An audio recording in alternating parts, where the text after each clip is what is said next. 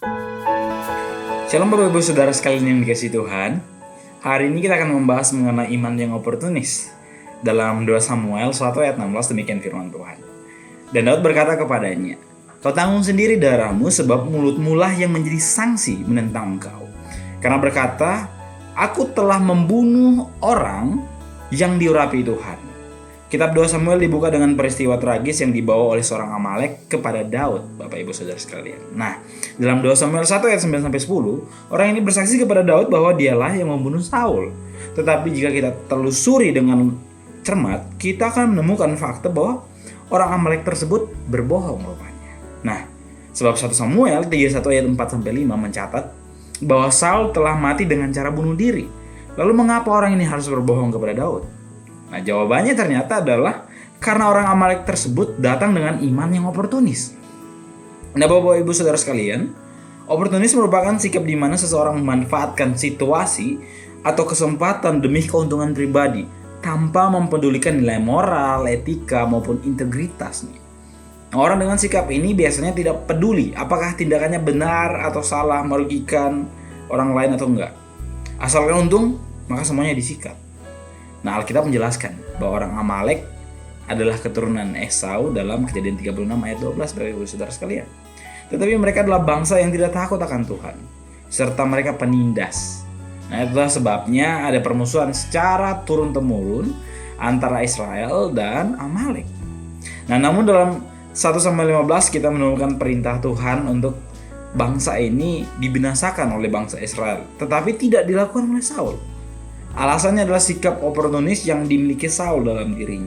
Nah, inilah titik kejatuhan bagi Saul sebagai seorang raja yang dipilih Tuhan, yaitu sikap oportunisnya yang menuntun pada ketidaktaatan akan Allah. Nah, Hafiz Gusik dalam penjelasannya mengenai 2 Samuel 1 menyebutkan bahwa orang Amalek merupakan gambaran kedagingan kita. Kegagalan Saul untuk menghadapi orang Amalek disebabkan oleh ketidaktaatannya kepada Tuhan. Akibatnya adalah kehancuran serta ada pembalikan di mana seorang Amalek datang dengan sikap yang oportunis atas mayat Saul sendiri. Dengan gambaran yang sama, hari ini kita dapat belajar bahwa ketika kita gagal menghadapi keinginan daging, akibatnya adalah kehancuran karena ketidaktaatan kita kepada Allah. Inilah yang akan menghancurkan hidup kita dan relasi kita dengan Allah, Bapak Ibu Saudara sekalian.